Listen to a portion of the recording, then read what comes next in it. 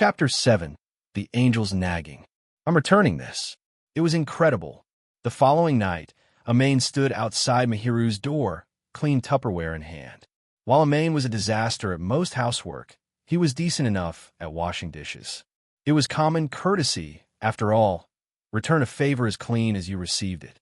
He'd spent an embarrassing amount of time ensuring there wasn't a single water spot on the plastic, though he'd never admit that to her. Mahiru must have been expecting him. She opened the door before he could even reach for the bell. She was wearing a Bordeaux-red knit dress, her eyes narrowing slightly as she took him in. Impressive. You actually washed it properly, she said. Her tone was the kind of praise you'd give a toddler who finally learned to use a spoon. Amain's brow twitched. I'm a high schooler, not a kindergartner, he muttered. Thank you for the effort. Now take this. Mahiru took the empty container and, in one fluid motion, swapped it for a fresh one. It was warm, almost uncomfortably so against his palms.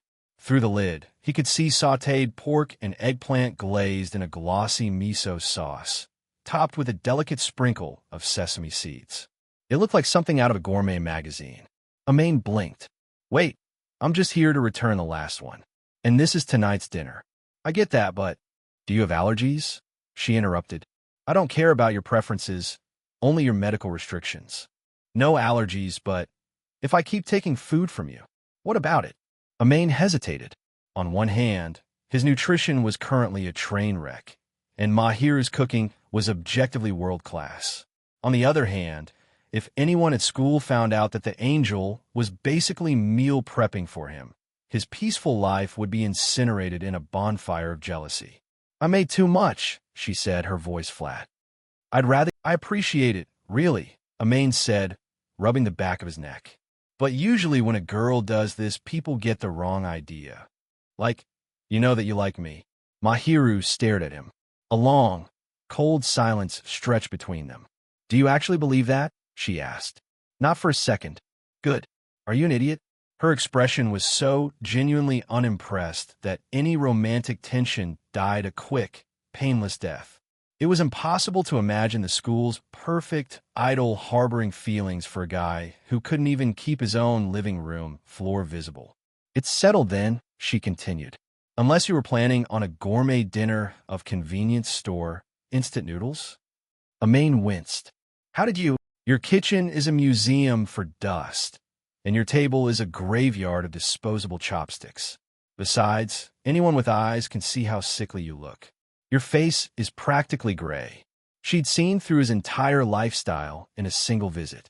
Amain opened his mouth to defend himself, found he had no leg to stand on, and shut it again. Good night, then. Thud. The door closed. Clack. The security chain slid into place.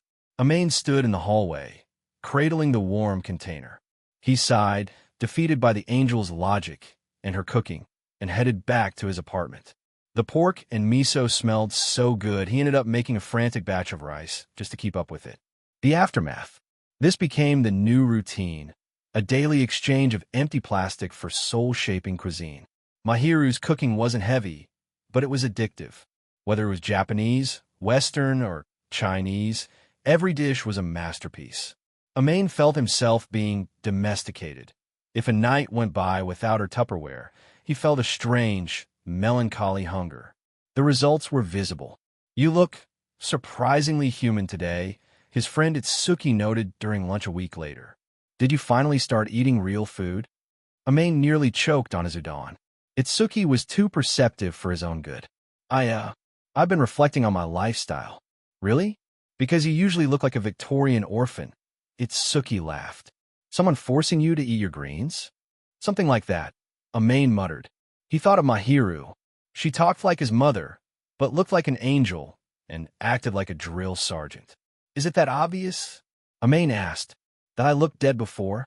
Dude, you were pale, skinny, and had the eyes of a man who hasn't seen a vegetable in 3 years. You're tall, but you were wasting away. You should really thank whoever is looking out for you. Amain looked away, the taste of last night's ginger pork still lingering in his memory. Yeah, he whispered. Maybe I should. Chapter 8. The Eco-Friendly Angel. A voice like a silver bell rang out behind him. Amain knew that voice well by now, but he hadn't expected to hear it here, standing in the snack aisle of the local supermarket. He turned awkwardly to find Mahiru standing there, her eyes wide with surprise. Her basket was a model of domestic efficiency: radish, tofu, chicken thighs, and milk. Let me say this first. Amain preempted. It's a coincidence. I wasn't stalking you. Mahiru let out a soft groan. I know that. This is the closest supermarket to the apartments. It's only logical. She turned her attention back to a small, floral-patterned notebook. It was peak Mahiru. Even her grocery shopping was meticulously planned. After checking her list, she drifted toward the seasonings. Soy sauce and mirin, she murmured, her voice losing its icy edge for a moment. She looked genuinely adorable as she searched the shelves, but Amain was mostly just confused by the options. The mirin is right here, he said, reaching for a bottle. No, not that one, Mahiru said, shaking her head. Underage people can't buy that. Amain blinked. Wait, mirin counts as alcohol. True mirin is treated as sweet wine, she explained, slipping into her teacher mode. The mirin-style seasoning is fine for us because it has added salt, so you can't drink it directly. That's the one minors can buy. Amain watched her work with the deft movements of a seasoned pro. He'd lived alone for a while, but he felt like a total amateur watching her compare labels. Suddenly, Mahiru's brow furrowed as she stared at the soy sauce. Special discount. Limited to one bottle per person, she whispered with a sigh of genuine disappointment. Amain caught the hint and felt a wry smile tugging at his lips. I'll buy the second one for you, okay? Mahiru's expression instantly brightened. I appreciate your cooperation. You're unexpectedly frugal, Amain noted as he picked up the bottle. It's not just being frugal, it's about respect. We're living off our parents' money. After all, we shouldn't spend excessively just because we can. Fair point, Amain agreed. He came from a well-off family. His apartment and allowance were proof of that, but he'd always felt a sense of responsibility to not be wasteful. Exactly. As long as we are relying on others, saving is a virtue, Mahiru said. For a split second, her voice turned flat and hollow, her eyes losing their usual spark. The sudden shift was chilling, but before Amain could process it, she looked up, her expression back to its usual calm. She glanced at Amain's basket, which contained vacuum-packed rice and a container of potato salad. Her eyes narrowed. Is that your dinner? Hey, I bought a salad this time. Progress, right? Potato salad is mostly carbs and mayo, Amain. How have you not collapsed from malnutrition yet? You're worrying too much. You need actual vegetables, she muttered, exerting a silent, heavy pressure that made Amain look away, the heavy lift. After they paid, Amain bagged his few items while Mahiru carefully packed a large reusable bag. She was a plebeian angel, it seemed, environmentally conscious and budget-savvy. However, as she zipped the bag, Amain did the math. A liter of milk, a liter of soy sauce, a liter of mirin. That was already 3 kilograms, not counting the heavy radish and the rest of the groceries. She's buying this much because she's cooking for me, too, he realized. She always claimed she made too much, but the sheer volume of ingredients today suggested she was planning for 2. If he let her carry that heavy load back alone, he'd lose whatever dignity he had left as a man. As Mahiru reached for the bag, Amain stepped in and lifted it first. It wasn't heavy for him, but would definitely strain her slender arms over the walk back. Mahiru blinked, her caramel-colored eyes darting between him and the bag. I'm not stealing it, he muttered. I can carry it myself, you know. You'd be a lot cuter if you just said, thank you, and let me help, Amain countered. Are you implying I'm not cute? I'm saying you should compare how you act at school to how you treat me. Mahiru flinched, looking slightly guilty. At school, she was the angel, kind, humble, and polite to everyone. With Amain, she was blunt, naggy, and didn't bother with a single social grace. Still, Amain preferred this. It was honest. Without waiting for her to argue, Amain turned and started walking toward the exit, carrying both bags. He didn't slow down to wait for her. If people saw them walking side by side, the school rumors would explode. A distance of 10 paces, that was their safety zone. He marched ahead, pretending they were strangers, but a soft, hurried whisper reached his ears from behind. Thank you. Chapter 9. The Angels' Cleaning Operation. Amain was a disaster at housework, but cleaning was his specialized field of failure. He could cook, if your definition of cooking involved self-inflicted injuries and a finished product that looked like a science experiment. He figured as long as food was hot and edible, it served its purpose, but since he lacked the talent to even achieve that, he usually didn't bother. He could handle laundry, mostly because the alternative was social exile. In a pinch, the local coin laundromat was his best friend. Dump, pour, spin, repeat. But cleaning? Cleaning was an insurmountable mountain. Where do I even start? It was his day off. Driven by the twin engines of Mahiru's nagging and Itsuki's judgment, Amain had finally stood up to face the mess. He stared at his living room. It stared back unimpressed. The floor had vanished weeks ago under a tectonic layer of magazines and clothes. The only silver lining was that Amain was paranoid about smells. He threw away food trash immediately, so the room didn't stink. It was just a chaotic graveyard of stuff. Amain sighed, leaning against the wall, when the doorbell rang. He knew that ring. It was his savior, the angel courier, who usually dropped off life-saving nutrients and vanished. He scrambled toward the door, nearly wiping out on a stray fashion mag, and caught himself against the frame just as he pulled the door open. Sorry, I'm here for the Tupro. Muru paused, her gaze traveling from Amain's disheveled hair down to the disaster zone behind him. What on earth are you doing? Getting ready to clean? Amain panted. I heard a crash. I almost died. Specifically, I slipped on a magazine. I see. So, the cleaning hasn't actually started yet. I don't know where the start is, Amain admitted defeatedly. Mahiru stepped slightly to the side to get a better view of the entryway. Her eyes didn't just narrow. They practically screamed in horror. To a girl who lived in a world of pristine surfaces and organized lists, Amain's apartment was a crime scene. Goodness, she whispered. Then, she looked him dead in the eye. Please, let me clean this apartment. Completely. Amain blinked. He'd been hoping for a few tips, maybe a recommendation for a good vacuum. He never expected a full-scale intervention. It is physically painful, Mahiru said, her voice regaining its sharp, blunt edge, to live next door to a room in this state.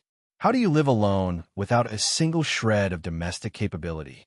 Do you just wake up every morning with a near-death mindset and hope for the best? You need to reflect on your life choices. Amain had no defense. His mother had warned him that cleaning was easy if done daily. He had ignored her. Now, he was reaping the dusty, cluttered harvest of his own laziness. You're right, he muttered. I'll let it get away from me. One reason Amain never got angry at Mahiru's sharp tongue was that she was always right. She saw through his "I'll do it later" excuses with terrifying accuracy. I'm asking seriously, she said. May I clean this place? I mean, if you're offering, but is that okay? It's a lot of work. I suggested it, didn't I? I'll go prepare. You should probably take this time to lock away any personal items or valuables you don't want me to see. Don't worry about the valuables, Amain said. I know you're not going to rob me. Mahiru stared at him, a slight flush touching her cheeks. That's not what I meant. Aren't you worried I'll find the things, that boys your age hide? Amain realized what she was implying and gave a dry laugh.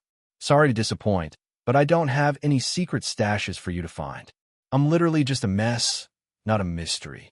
If you say so, Mahiru shrugged, though she looked a little relieved. I'm going to change into work clothes and grab my supplies. I shall be back to scrub this place into submission. If you say so, Mahiru shrugged, though she looked a little relieved. I'm going to change into work clothes and grab my supplies. I shall be back to scrub this place into submission.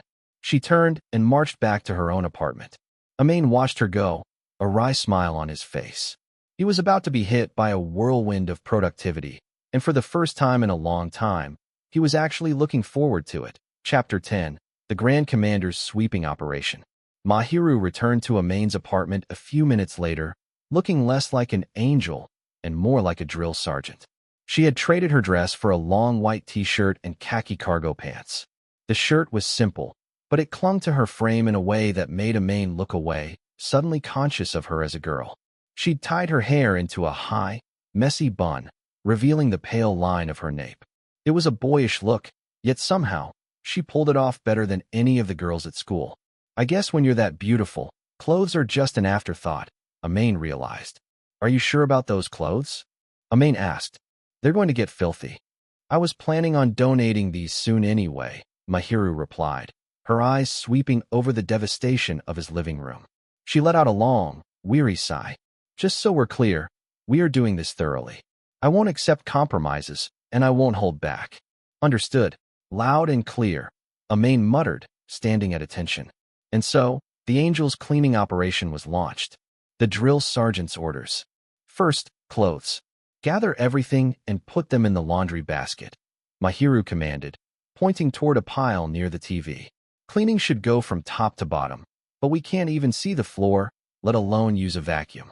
Separate them into worn and clean batches. Can we wash all of these?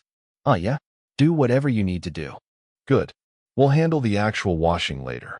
If we dry them now, they'll just collect more dust while we work. Next, the magazines. She picked up a stack of gaming journals. Unless you're a collector, these are waste. Clip any pages you actually want to keep and toss the rest. Tie them up with this vinyl string I brought and take them to the waste area. Mahiru didn't just give orders. She led by example. She was a whirlwind of efficiency, bundling stacks of paper with professional-grade knots while Amain scrambled to keep up with the laundry.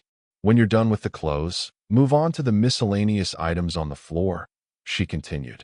Sort them, keep, donate, or trash. If you're unsure, ask, but be decisive. Yes, Instructor Sheena, Amain said, a bit overwhelmed by her pace. Hurry up and learn.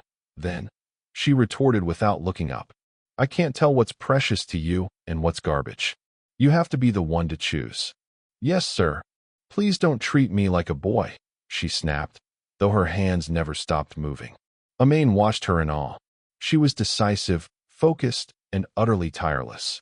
She moved like a homemaker with a deadline, turning his chaotic apartment into something resembling a living space, 1 square foot at a time. The tactical error. However, even a Grand Commander can make a mistake. In her haste to reach a stack of boxes in the corner, Mahiru failed to notice a stray hoodie slick against the hardwood floor. Her foot slipped, her balance crumbled, and she let out a sharp, "ah," as she began to fall. Reflexes he didn't know he had kicked in. Amain lunged toward her, sliding across the floor to cushion her impact. Thump! Amain hit the floor hard, a dull ache blooming in his backside, but he managed to catch her. For a moment, the room was silent. He was flooded by the scent of her, a sweet, flowery aroma that managed to cut through the smell of dust. He could feel her weight against his chest, soft and terrifyingly close. Fujimiya-san. Mahiru lifted her head, her face inches from his. She looked stunned, her usual stoic mask shattered by surprise. I'm so sorry. Amain groaned, trying to ignore the pain in his tailbone. This is exactly why we're cleaning. This place is a hazard. I'm fine, she whispered, her voice uncharacteristically small. Thank you for catching me. I should be the one apologizing. I was careless. No, it's my fault for having a floor made of laundry, Amain insisted. He felt a wave of guilt. She was doing him a massive favor, and he'd almost let her get injured.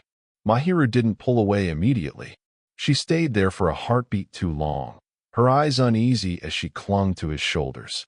Amain, who had zero experience with girls, felt like his heart was about to vibrate out of his chest.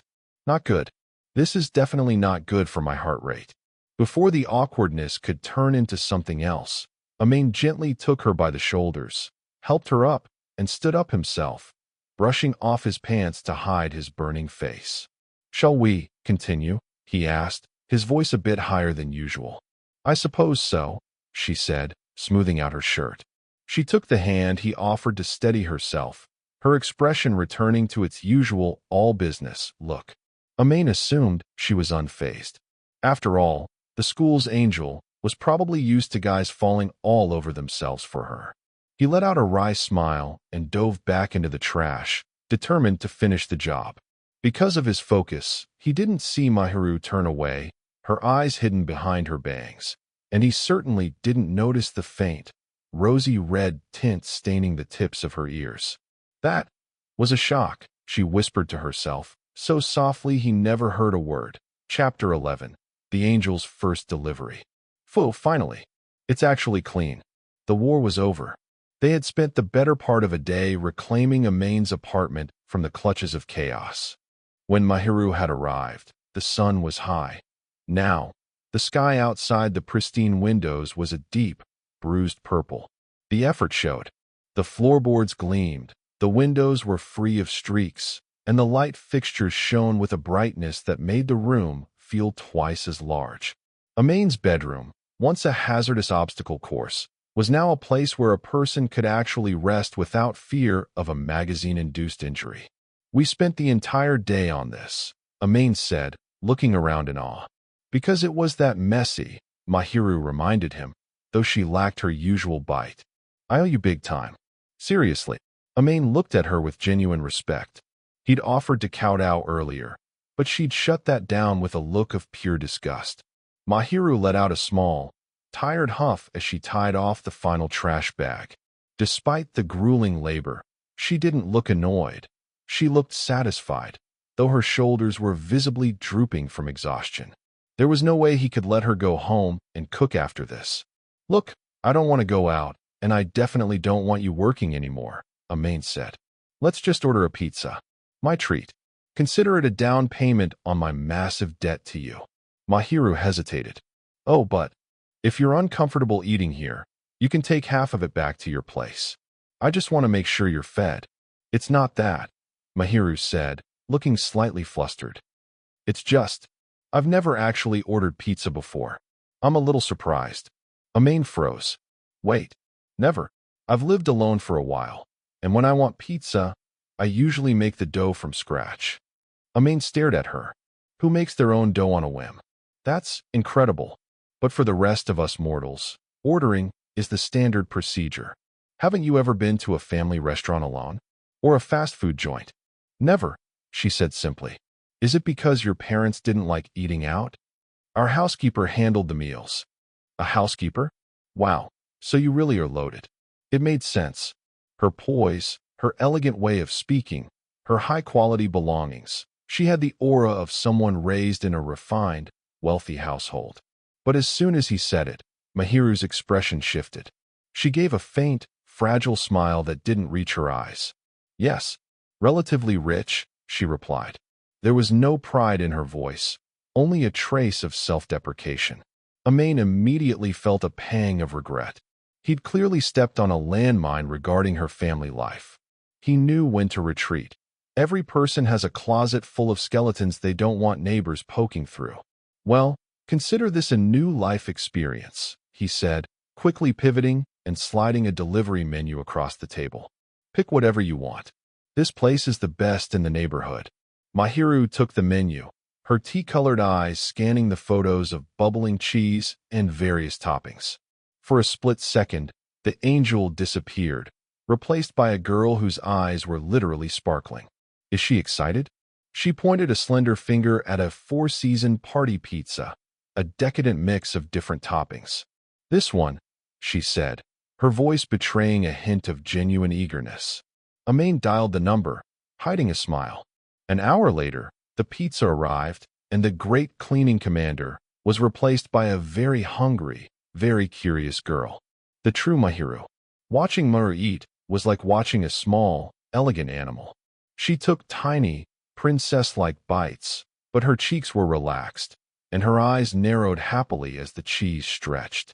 In this light, she didn't look like the untouchable idol of the school. She looked like a normal girl her age enjoying a treat. Amain felt a sudden, dangerous urge to reach over and pat her head. What? She asked, catching his gaze. Nothing. You just look like you're actually having fun. She frowned, though it was more of a pout. Please do not stare at me while I eat. Right. Not very cute of me, I guess. It doesn't matter, she said, regaining her composure. You wouldn't like it if I acted like the angel here anyway, would you? Probably not. I'm used to this version of you. The school version is a lot. It's just my outside mode, she admitted. Well, this inside mode is less tiring for me, Amain said. I don't know what's going through your head at school, but here, even when you're being blunt and unfriendly, at least I know it's real. Mahiru paused, a slice halfway to her mouth. Is my behavior at school inappropriate? No, it's perfect. That's the problem. It's so perfect it seems exhausting. Don't you get tired of being the ideal girl all the time? No, she said, her voice dropping an octave. I've been like this since I was very small. It's ingrained. Amain went quiet. If she had been trained to be perfect since childhood, it explained her manners and the loneliness that seemed to follow her like a shadow. He didn't push further. Well, he said, stretching his arms, at least you can relax here. I like to think my hopelessness provides a nice, stress-free environment for you. I cannot relax when I'm constantly worried you'll trip over your own laundry, she retorted, but then she did something rare. She giggled, a genuine, light-hearted sound that echoed in the newly clean room. Amain shrugged in an exaggerated, "What can you do?" way, and for the first time, the silence between them didn't feel like a gap. It felt like a bridge. Chapter 12, A Friend's Visit. Since the Great Cleanup, the invisible wall between Amain and Mahiru had eroded, just a tiny bit. At school, they remained strangers. In the apartment hallway, they were neighbors who exchanged brief, polite words over Tupperware. But the distance had definitely shifted. Amain's home was now a place where a person could actually live, thanks to Mahiru's lingering influence and her sharp reminders to put things back where they belong. Whoa, it actually looks like a human being lives here. The person currently marveling at the transformation was Itsuki. He'd invited himself over for the weekend and was currently circling the living room like a confused puppy. I can't believe it, Itsuki continued. Last time I helped you clean, it looked like a dumpster again 48 hours later. What's the secret? Shut up, Amain muttered. I've just been diligent. It's a new record. 2 weeks straight. 2 weeks. Itsuki sighed. Amain, you should be ashamed that 14 days is a record. But hey, since it's so nice in here, I should bring Kai over next time. Don't you dare. Why would I want to watch you two flirt in my own living room? Don't be so cold. We're just being affectionate. Go be affectionate at your own place. My house isn't a dating spot. Amain had seen enough of the idiot couple at school to last a lifetime. Itsuki just laughed, clearly enjoying the reaction. Seriously, though, Itsuki said, switching to a high-pitched, nagging falsetto. Amain, you really need to keep up with your chores.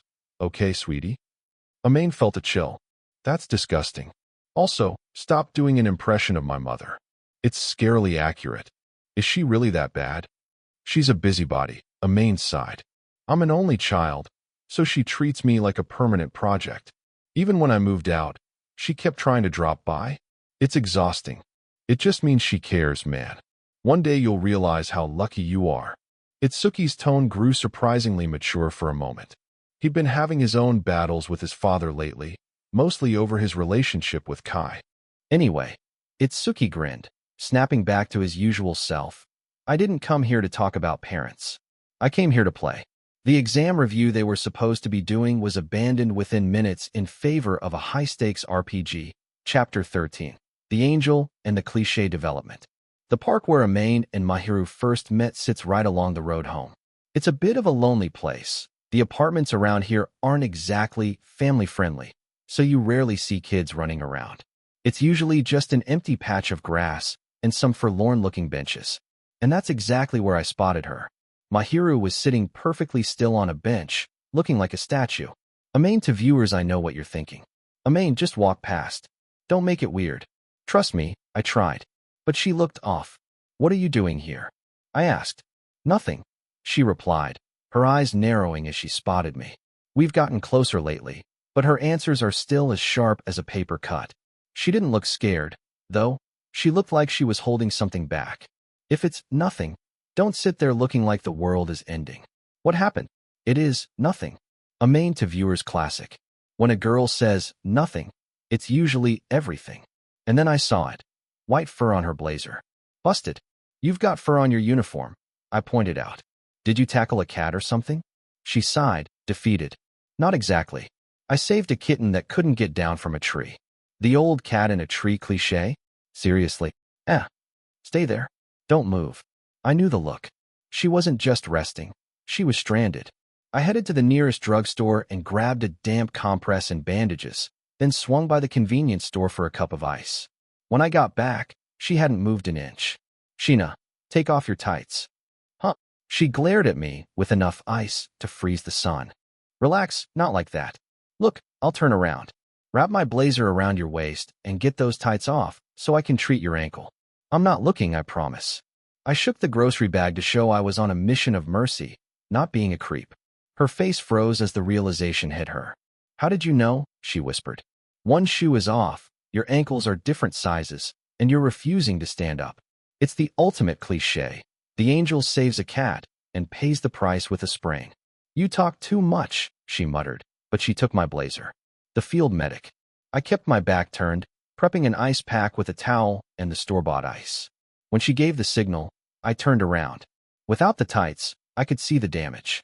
Her legs were, well, they were perfect, but her ankle was already starting to swell and turn a nasty shade of red. It's not too bad, but it'll get worse if you walk. Use this ice for now. It's going to be cold, so hang in there. Thank you very much, she said softly. Next time, just be honest. I'm not doing this so you'll owe me. I'm just trying to pay back some of those dinners. I knelt down, strictly professional, I swear, and wrapped the damp cloth over the swelling. I asked her about the pain. She claimed she could walk, but I knew better.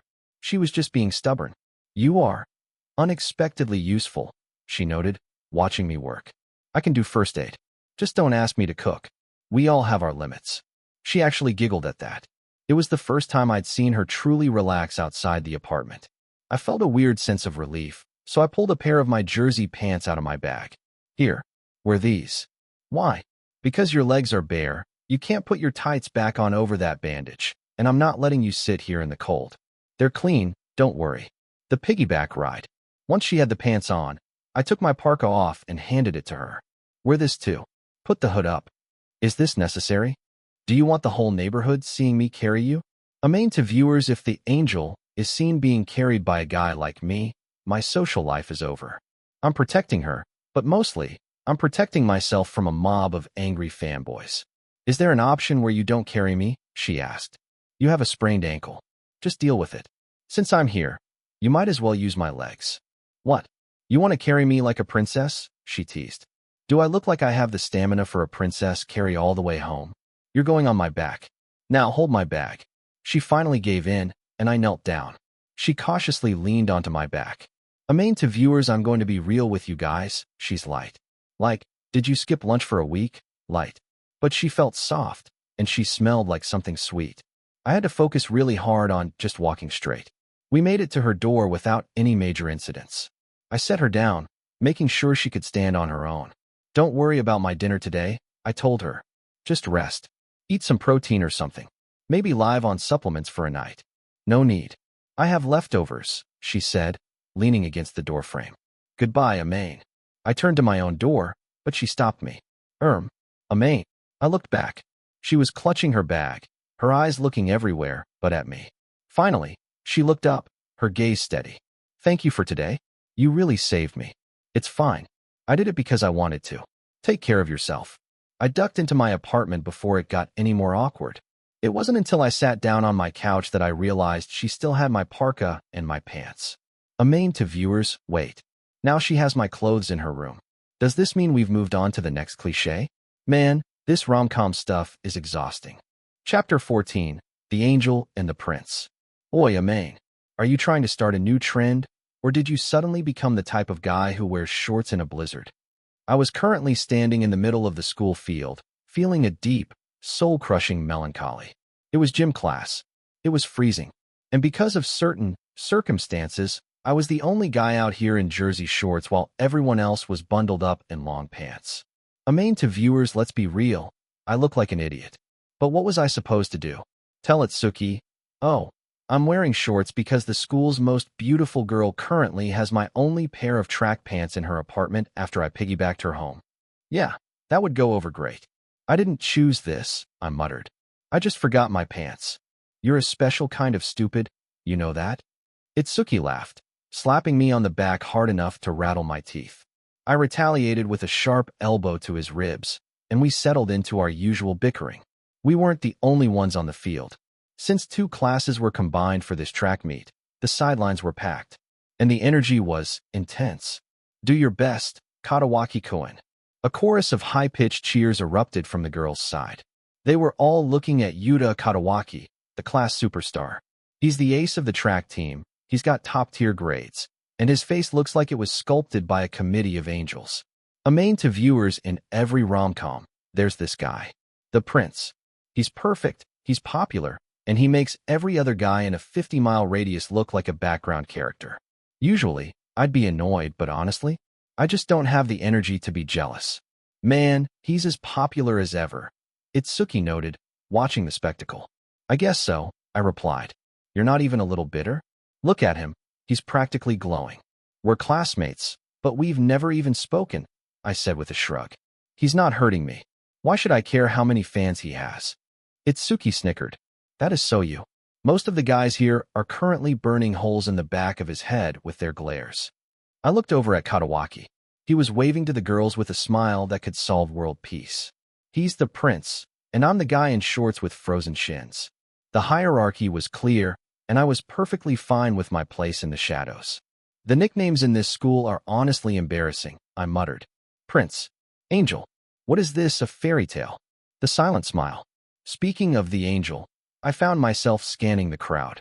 I was worried about Mahiru's ankle. She hadn't left her place all weekend as far as I knew, and I wondered if she was pushing herself. I spotted her easily. Even in a sea of students, Mahiru Shina stands out like a diamond in a coal mine. She wasn't in her gym clothes. She was sitting on the sidelines, likely excused due to her mysterious injury. For a split second, across the crowded field, our eyes met.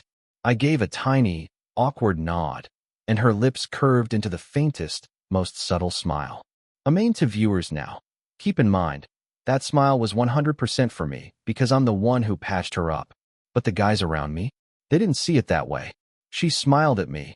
One guy yelled, clutching his chest. No, it was me. I'm going to win this race for Shino San. I can't let the prince steal all the attention. The entire male population of my class suddenly turned into a pack of energized golden retrievers. It was pathetic, really. Simple-minded idiots. Itsuki sighed, echoing my exact thoughts. Well, if it gets them to actually run hard for their grades, I guess it's a win-win, I said. What about you, Amain? You gonna go all out for the angel too? I told you, I'm not interested in her like that. Right. You're not interested in anything except your own peace and quiet. Itsuki then pivoted immediately back into his favorite hobby, bragging about his girlfriend, Chitose. I brushed him off with a few yeah, cool S and unbelievable S, but I glanced back at Mahiru one more time. She looked calm, watching the chaos with those distant eyes. I just hoped she was actually resting that leg. Chapter 15. The Angel's Grace? Thank you again for the other day. Here are your clothes, washed and folded. Mahiru stood at the door with the usual dinner Tupperware and a small paper bag. I took a peek inside. My parka and jersey pants were folded so perfectly they looked like they'd just come off a store shelf. Thanks. How's the ankle? I asked. It doesn't hurt anymore. But as a precaution, I'm avoiding heavy exercise until it's 100% healed. I nodded. I'd seen her sitting on the sidelines during gym class on Monday. She looked fine, but she was definitely being careful. Smart move, I said. Though, you caused a bit of a riot back there. One tiny smile from the angel, and every guy in my class turned into a track star. Mahiru groaned. I told you not to call me that. And honestly, was it really worth that much excitement? It was just a smile. When a girl as beautiful as you smiles, yeah, people lose their minds. Didn't you see the girls squealing when Katawaki waved at them? Katawaki, she asked, tilting her head. Who is that? Amain to viewers, I'm telling you guys, this girl is lethal. Katawaki is literally the prince of the school, and she didn't even recognize his name. Talk about a reality check for the popular crowd. The popular guy? The prince. I prompted. I have no interest in him, she said flatly. We aren't in the same class. He's just someone I haven't met. He doesn't matter to me. Harsh. Most girls are obsessed with his looks. If people fell for each other just because of looks, Mahiru countered, looking me straight in the eye, then why haven't you fallen for me? I choked on my own air for a second. Oh, so now you're admitting you're cute. It's an objective fact, she said, without a hint of arrogance. I put a lot of effort into my appearance. My skin, my hair, my nails, they don't look like this by accident. I understand my market value, so to speak. But praise from strangers is just annoying. A beauty's burden, huh? It has its rewards, too, she admitted. But I don't feel the need to put up a facade with you. It's too much work. Good. I think I'd get goosebumps if you started acting like the school angel in my living room. Chapter 16, The Wife Experience. As we talked, I noticed the Tupperware today was huge. It looked more like a picnic spread than a single dinner. Well, a lot of food today. Consider it interest on the debt I owe you for helping me with my ankle, she said. There's croquettes in there. A main to viewers, gentlemen, never underestimate the croquette. It's a pain to make, steaming, mashing, frying. It's a labor of love. My own mom used to go on strike whenever I asked for them. I fried them myself, she added. And there's fried chicken, too. I bet they'd be amazing if they were fresh and crispy, I blurted out. The microwave just doesn't do justice to the texture. Mahiru frowned, thinking for a moment. Are you asking me to come inside? No, I just meant. Half, she interrupted. If we split the cost of ingredients 50/50ths, I will consider cooking for you here, in your kitchen. I was floored. Usually, a girl wouldn't dream of entering a guy's apartment alone, let alone to cook for him. I mean, I'm down for the food, but isn't that dangerous for you? What if I try something? Mahiru looked at me with a terrifyingly calm expression. If you try anything, I will crush you. Physically. Irreversibly. Besides, if I tell the school you touched me, your social life will be executed. You aren't that stupid, Amain. Point taken, I muttered. I like living. And also, she added, you don't seem interested in people like me anyway. What if I said you were my type? Then I wouldn't be standing here. I know you're safe for now. The first home-cooked meal. The next day, it was official. Mahiru arrived at my place with 2 bags of groceries and a ponytail that made her look like a completely different person. She tied on a simple apron and immediately started judging my kitchen. This stove is crying, Amain. It's brand new and has never felt the touch of a pan. It's an ornament, I defended. It's for aesthetics. It's a tragedy, she corrected, already pulling out the seasonings I'd bought months ago and never opened. At least these aren't expired. I retreated to the living room as she started working. The sound of the knife hitting the cutting board and the smell of sizzling oil filled the apartment. Amain to viewers, I'm sitting here trying to play it cool, but my brain is short-circuiting. There is a beautiful girl in my apron, in my kitchen, making my dinner. If this isn't the wife experience, I don't know what is. Are you thinking about something weird back there? She asked without even turning around. Don't make wild guesses. I snapped, my face turning bright red. She's way too sharp. My heart was pounding, and I realized then that even if I wasn't interested in the angel, having her cook for me was definitely going to be bad for my blood pressure. Here is the polished version of Chapter 17, keeping the vlog-style storytelling vibe alive for the viewers. Chapter 17, The Angel and the Finest Dishes. About an hour later, the magic was complete. Mahiru had taken over my kitchen and produced a spread of Japanese home cooking that looked like it belonged in a high-end magazine. It was all balanced, healthy, and, to be honest, intimidatingly professional. I wasn't sure what you had in terms of tools, she said, sounding almost apologetic. I'll be able to make more exquisite things starting tomorrow once I've settled in. Exquisite? I'm already feeling like I should be wearing a suit just to sit at this table, I muttered. Amain to viewers, seriously, guys. My table is meant for one person and a laptop. Now, I've got steamed fish, vibrant vegetables, and miso soup that smells like a 5-star dream. Sitting this close to her across such a small table, it's a lot for a guy's heart to handle. Let's eat before it gets cold, she said, taking the seat opposite me. The taste test. Itadakimasu. I started with the miso soup. The second the broth hit my tongue, I knew I was in trouble. It wasn't that salty water flavor you get from instant packs. This was deep, rich fish stock and perfectly balanced miso. It was gentle. It piqued my appetite instead of just filling my stomach. "It's delicious," I said, unable to hide the awe in my voice. "Thank you," she replied, her eyes narrowing slightly in relief. Amain to viewers, did you see that? Even the perfect angel gets nervous about her cooking. It's actually kind of humanizing. It makes me want to tell her it's great over and over just to see that look again. Everything else followed suit. The steamed fish was tender and moist, not that rubbery texture you get when you overcook it. But the real star? The Japanese omelette, tamagoyaki. It was bright yellow, soft, and had this subtle, lingering sweetness. It wasn't just sugar. It felt like honey or something more refined. It was exactly how I liked it. "Delicious," I muttered again, chowing down. "Sorry, Mom, but you've been officially dethroned. This high school girl just ended your culinary career." I looked up to find Mahiru staring at me intently. "You really seem to be enjoying that," she noted. "Of course. Good food deserves to be appreciated. Besides, it's better to eat with a smile than to sit here scowling, right? It makes the chef feel better too." Mahiru paused, then gave a small, genuine smile. "I suppose you're right." Amain to viewers, and there it is. That smile. It's so adorable, I actually spaced out for a second. My brain just hit 404 error. Too cute. Fujimiya-san. Nothing. Just, the food is really good. I scrambled to hide my burning face behind a bowl of rice. The death sentence. Gokususama. That was incredible. I'd cleaned every plate. Not a single grain of rice was left. Mahiru looked calm, but I could tell she was quietly elated by the empty dishes. Better than my mom's, I admitted. "It's a bit taboo to compare a girl's cooking to her mother's," she chided, though she didn't seem angry. "I'm just stating facts. Look, are you sure about this? Eating together every day, isn't it a lot of work for you? You're basically taking care of a guy you don't even like. You were living a death sentence of a lifestyle," she said bluntly. "Besides, I enjoy cooking, and I don't mind seeing you enjoy the results. It's satisfying.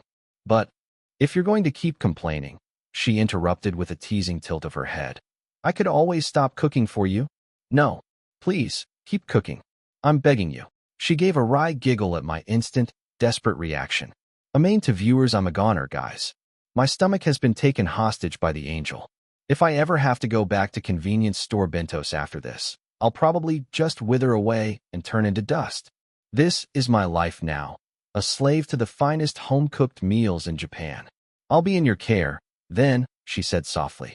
I sighed with a mix of elation and guilt.